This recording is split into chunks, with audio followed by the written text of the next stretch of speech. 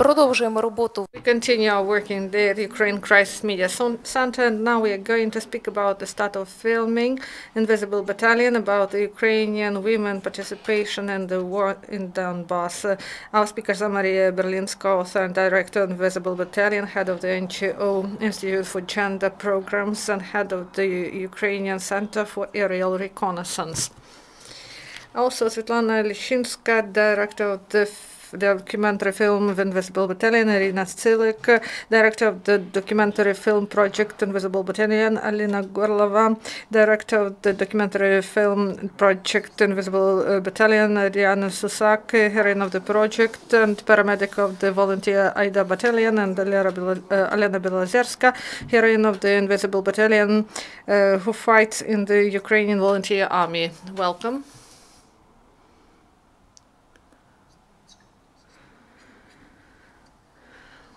Good afternoon. I'm Maria Berlinska. I'm the author of this project.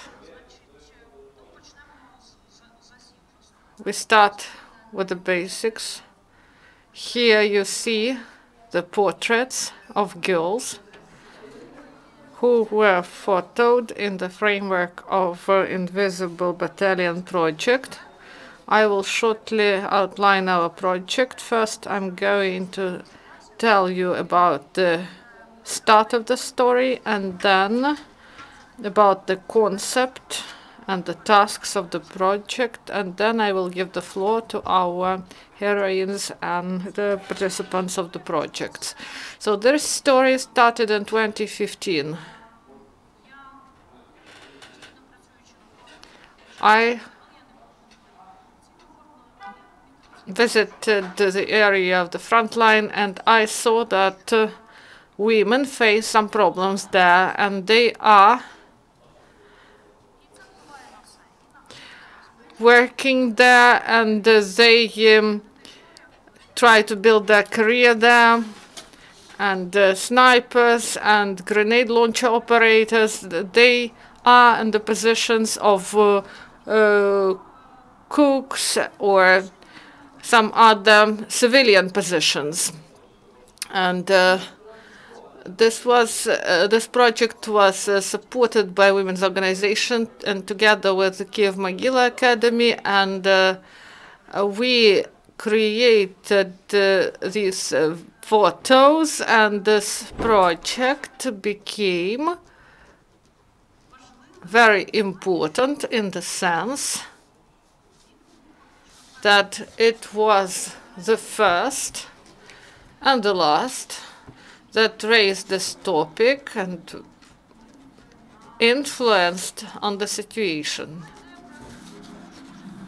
The idea was why women who fight, why can't they come to the army and serve there on proper positions? Why the army is so corrupt? It should be professional, and the girls who are motivated, they are deprived of being able to hold positions.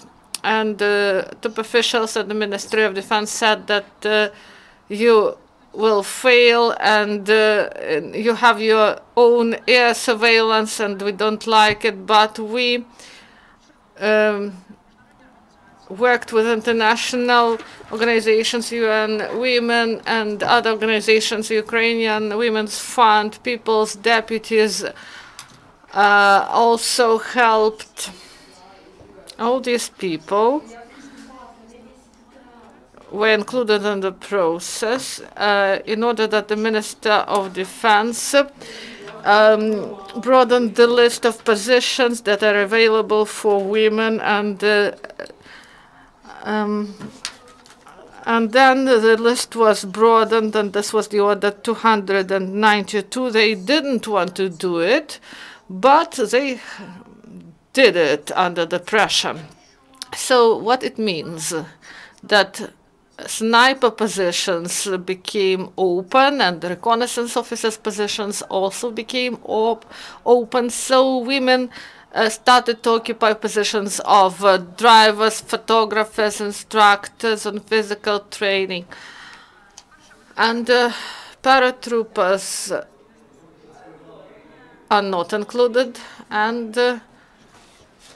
3/4 of the positions are closed for women, and they are not available for them. And also military education. When I say to the general, why don't you provide opportunity to women to serve? And they say they do not have proper education. Women are not allowed to be educated in some military specialities. And I say, what about the women who serve in wartime? But they say they do not have proper education, but they have more experience than you who occupy these positions, but they do not have higher military education. So all these specialities, military specialities, they are Soviet style, and we want to work with NATO, with Israel and others, and at this moment in the United States there are no limitations concerning military positions for women, and the military sector is formed on the basis who is the best. If this person is more suited to the position, so the person can occupy a position despite the gender. So from what you heard, you see that only first brick is put in this. So when this brick is ruined, so this wall is not strong enough, and our task in our project is to destroy this wall.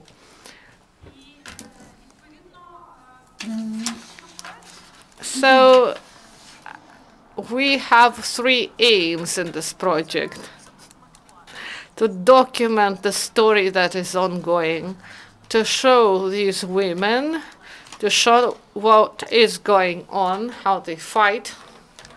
Important aspect is that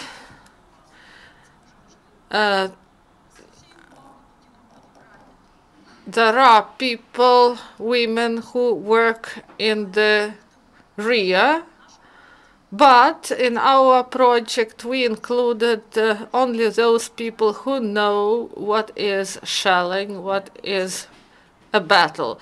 So this is not some fake heroine, and we wanted to document their stories. The second aim is to ruin this wall for women. And when they say you want that all women go to army, you want gender equality, you want to send everyone to the army. No, I want only one thing, that this military sector be formed based on patriotism and professionalism. And it should be done despite gender, despite other characteristics. So professionalism should be the priority. And this movie will provide the opportunity to people to understand the situation, and my messages become clear. Some activists came to me in the street and said, "You deal with the army. Do you know that women snipers, they are officially on the positions of cooks?" So people repeat these things, and the aim that is important for me, and I speak about it clearly: we are losing information war in Ukraine and in the world, and due to this video we want to show to the world and remind to the world that we do not have civil war in Ukraine. We have 4th year of Russian occupation, and it will be easier to show it because everyone saw that the guys are in the war, but the world should see that our women are also in war, and they fight and they win against Russian army. But it's very difficult to oppose for such a long period of time. We need real support. Russia should be stopped. Otherwise, the war will spread all over the world. So this is what we wanted to say by our film. Now I give the floor to one of the film directors. Svitlana Lishchynska, and she is going to tell us about her experience. And I would like to say that the first stories were already shot, and now our participants will share their experience. Good afternoon. My name is Svitlana Lishchynska. I am director of the documentary film project Invisible Battalion. I would like to say a few words why this project is interesting to me. I'm from Mariupol. I live in continuous tension. I monitor the situation around my city. Sartana was shelled on yesterday. It is very important for me to take part in this project because I know men who didn't want to go to the war, and I know those men who were become desperate and they quitted the war. That is why I'm very thankful to those men who still defend our city, although maybe I sound pathetic. One of my stories is volunteers, not the army, not armed forces of Ukraine. This is a story about volunteers, military volunteers. Is it logical to start with volunteers who have not been registered? They are not paid any bonuses, any salaries. They have not been granted the status of combatants of ATO. Here is Ms. Bilozerska. This story is about her. I will show this to you. I would like to add why I like this film, this documentary which we are filming. The war can be different. It could be tragic. It could be slow. It could be as if it is civilians, medical staff who save lives. This is both courageous, heroic deeds, and at the same time, people who do not care. We have been shooting almost on the front line the 6 stories. They complete each other. They add to each other. Please show us at least several shots about Olena Bilozerska case. Это окоп.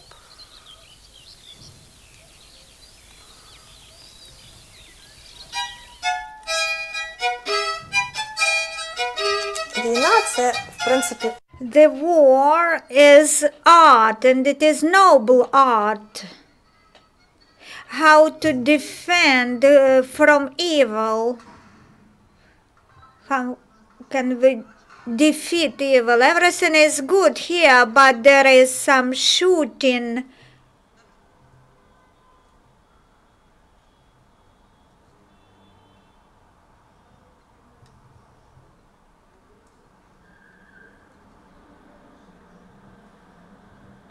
Here are the first shots which we cut.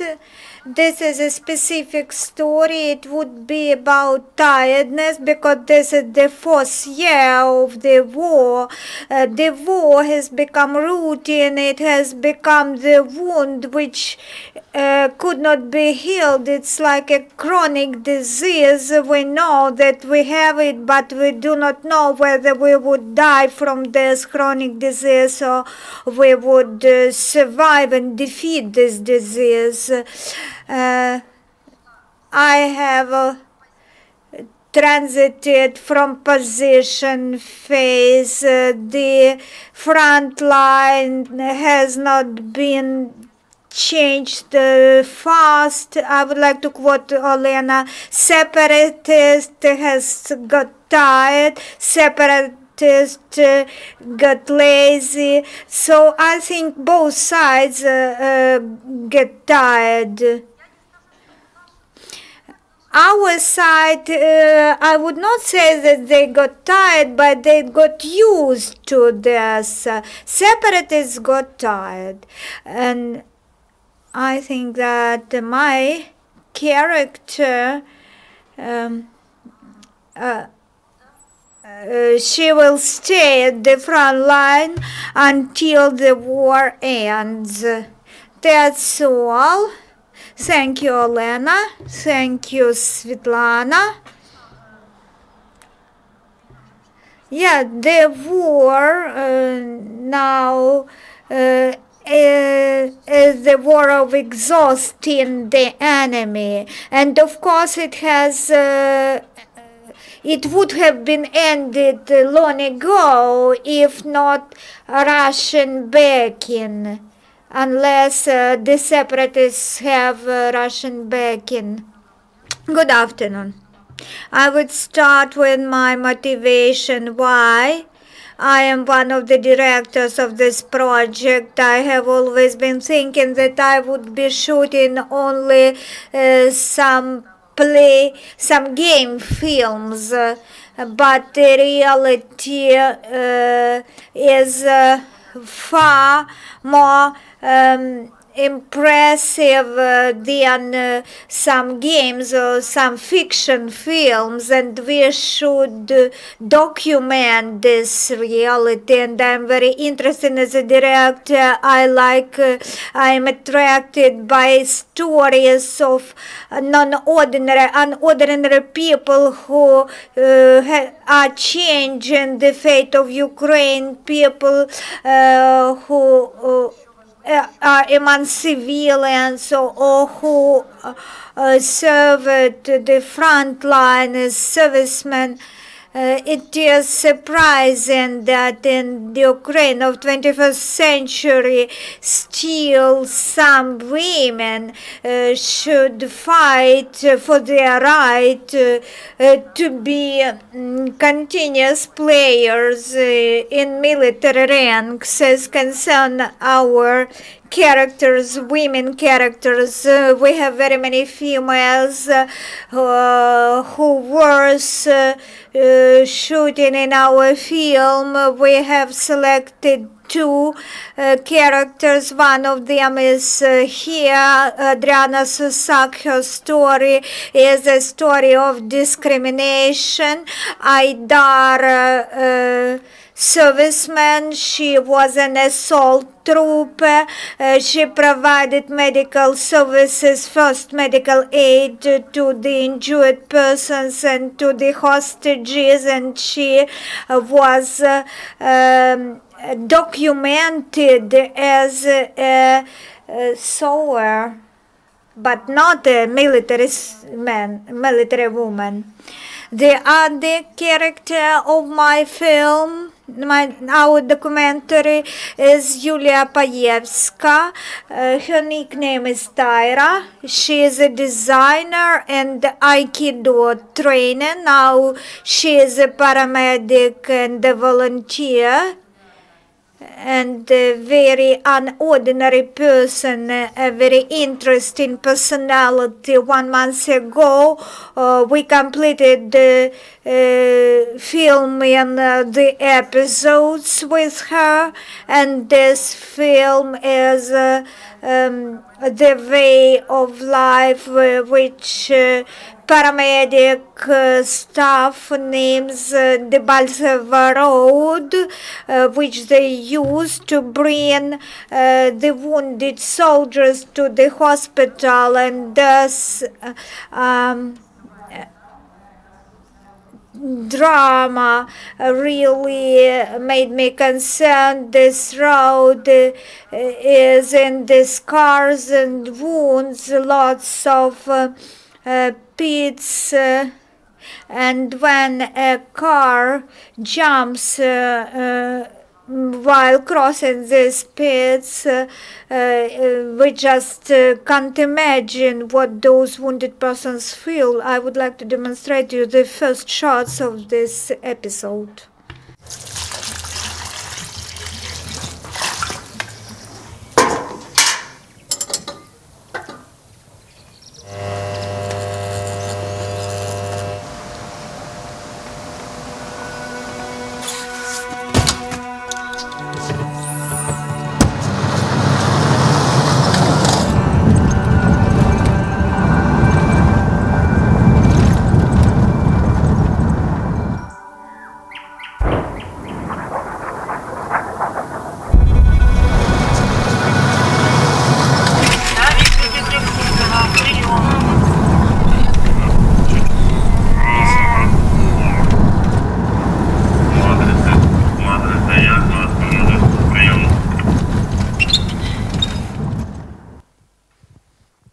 Дякую, Вір. Дякую, Вір. Так, це був другий тизер. It was the second teaser to our whole story. There is an opportunity to see all news at our Facebook page, Invisible Battalion. It is updated in ongoing, always updated. The next story will be told by Olena Horlova. She also has very interesting and not easy story. Good afternoon. Like Ira, I have been shooting some fiction, but now I shoot documentaries because after the revolution I understood this moment started, and for 1 or 2 years I have been looking for a character, main character for my documentary. I tried to approach such a character and to tell her story. Maria invited me to this project and I answered her in affirmative. I accepted her invitation. When I met Yakubova Oksana Petrievna in a cafe in Kiev, she was telling her story, and for 1, 2, 3 hours I understood that this is she. She is my main character, because so we made an agreement that she allows us to be inside of her life, and we will cover the topic of rehabilitation of people who have come from the war. She was the deputy chief of the military unit on HR matters. As she tells herself, she was a person who accepted new recruits and who was saying farewell to those persons who died. And she felt much pain, and as she didn't have time for leisure, and she didn't have any leisure time, that is why she needs now rehabilitation of her health. So we need to answer the question whether our society is ready to accepting those people who comes from the war. Here is the teaser. Next teaser.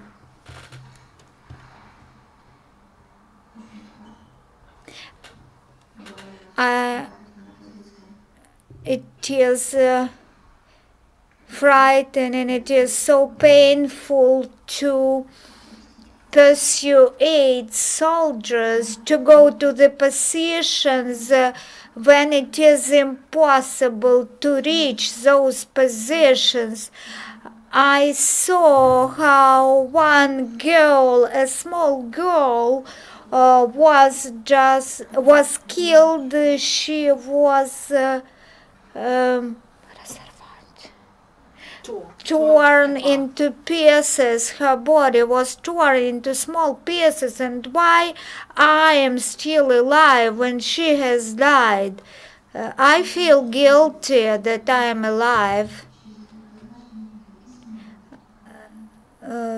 Take this pure water just to wash out all those black colors from this white paper. No, my paper remains black. This rehabilitation is taking place in one of Ministry of Defense recreation centers, and our recreation system is not ready for such people as Oksana Petrievna, and I want to demonstrate that we need reforms in this area very much. So this teaser, I watched it several times, and it really makes big impression on me. And for 3 years I was observing the situation from the inside. And this video, many problems will be raised. And one of the main problem is the problem of professionalism, gender equality, and the development of the sector based on equality principles. And at the same time, we will see real life stories of people, and each person has his or her own story. And this is not the movie for recreation, this is the food for thought in order to come to conclusions. So this is war as it is, without excessive heroization that you can see on TV, without some exaggerations. That would be simple and honest. And when they ask in what way we chose our heroines and directors, film directors, I said that I needed powerful stories of women who served and fought in war and served at the front line. And at the same time, I needed film directors. And I wanted that my film directors didn't use hooray patriotism, and I wanted just to feel that these people are real, and to show the realities of this invisible battalion. Now I give the floor to my colleague. She is one of the women who are at the front line, and they worked on different positions, starting from the beginning of war, and she is still not officially employed in the army, so their presence was needed in the beginning of war. Then they are now half legally there, so they fight for their right to defend their country, and they do this. So good afternoon. I believe everyone understood that this war is forlorn, and we should have an attitude towards it as a work. We should not use exaggerations.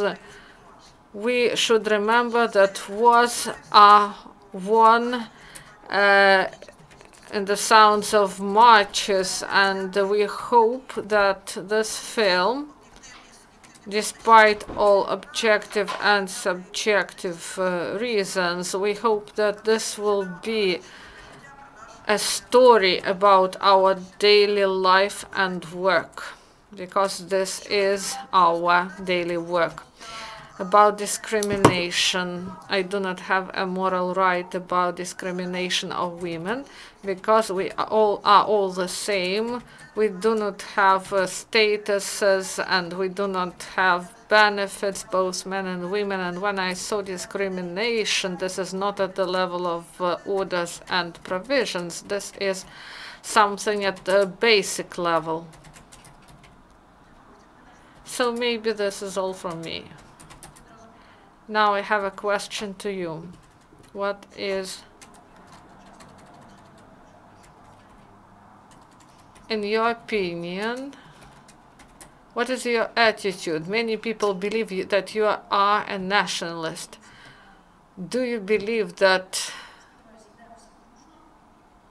our new Ukrainian army that is being created now, do you see the participation of women in this army, and in what way they will be present in the military? My personal opinion on this.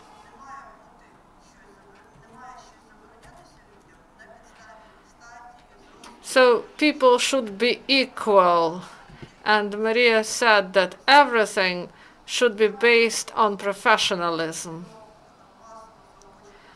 I do not believe that women should be massively motivated to serve in the army, or to introduce some quotes, for example, that 1/3 of women should be in the military. But I believe that people should be allowed to serve on positions, both men and women. There should be equality. Thank you. So they didn't give me Oscar, but I will continue.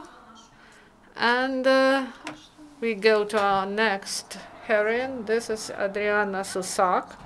I would like to tell you about Adriana. This is a very personal story for me.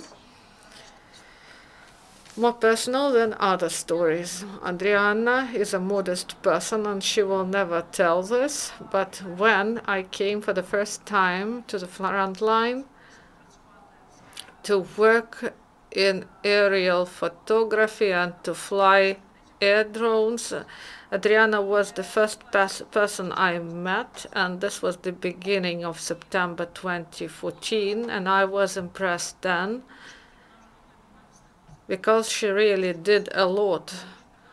She was there during the summer, and I was impressed. She was really motivated, and her group of Aidar, they were so motivated to win, to fight and win.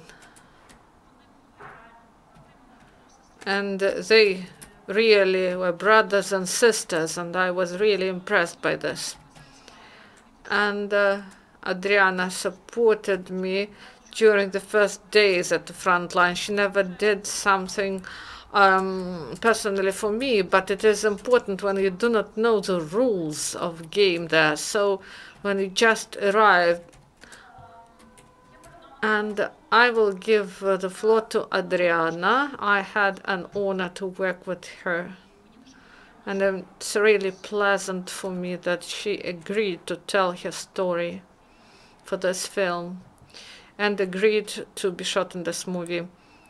Good afternoon. I'm Adriana Susak, and I'm a volunteer that in the 2014 I went to Luganshina. We went with the child camp and also with the Afghan veterans, and I left everything behind. So Aidar battalion is now a part of Ukrainian Armed Forces, but in 2014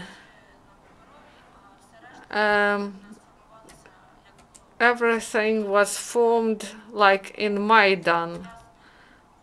So I fought in my group, and it was easier for me. And discrimination was only in paperwork. And I fought shoulder to shoulder with my brothers. That's why I survived. We had more than 10 missions, then reconnaissance, then exchange of hostages, and exchange of bodies, and they say that women are more psychologically stable than men, but it was difficult to speak with parents of soldiers who died, and it was really difficult when you felt how life goes out of a person and you just shout, just live. And I had the military responsibility, and our commander decided who does what, and we sustained light losses, and I was following the group, and if they had some wounded persons during the assault, if they said, take these guys and bring them away, I came, and then I asked for support, and I established connection, and also we had some problems with communication, and in my mobile phone, I had the numbers of all the commanders, and everyone knew me, and we were just in t-shirts, and then we got some trophies, and we had some military things. So there was a story when they said to take 2 grenade launchers and go and shoot 2 tanks. So if a woman physically and psychologically is ready to do man's job, but I believe that defending your motherland, this is the work of the patriots of Ukraine, both men and women. So women should be there. For me, it was difficult, but I didn't show this. But during one offensive, paratroopers were on the Ural vehicle, and I had to motivate these young guys, and they were really young, 20, 22 years of age. And you just tell them that everything is okay, go out, and they see that you are a woman, and you say, you stand here and you go there, and when I stand first and they say, oh, please step back, they say, and I say, okay, okay, go forward, it's okay.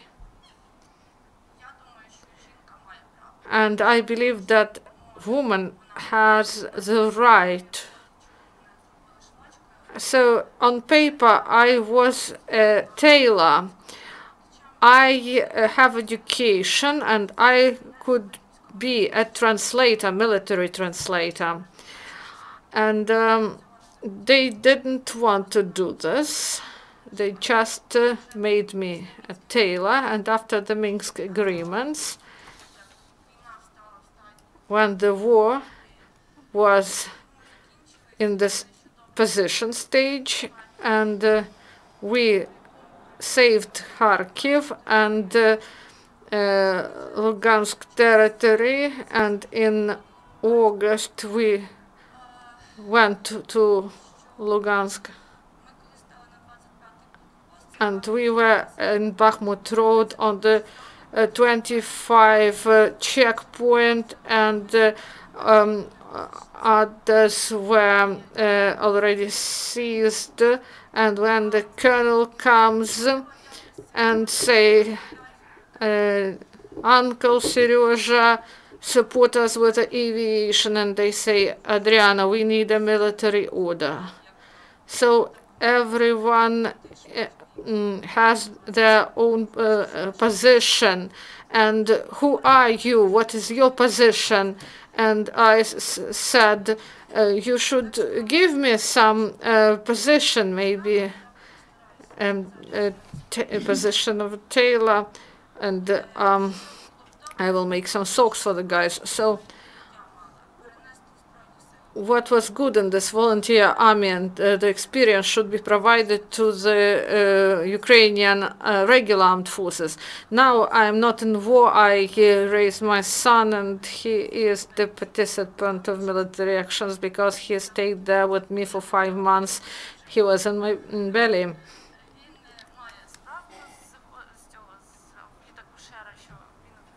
So 5 months he was for 5 months with me there in a war. He was in my belly, and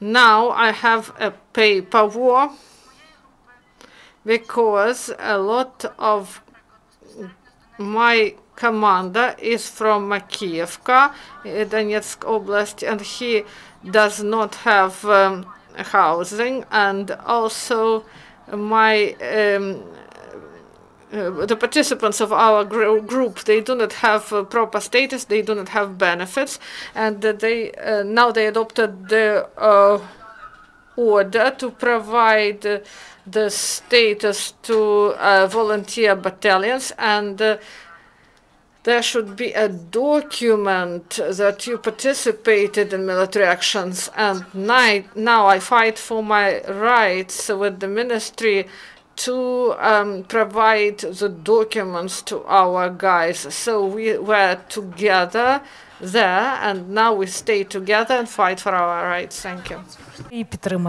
The guys who Adriana support, they came here in order to support Adriana. Now you see everyone.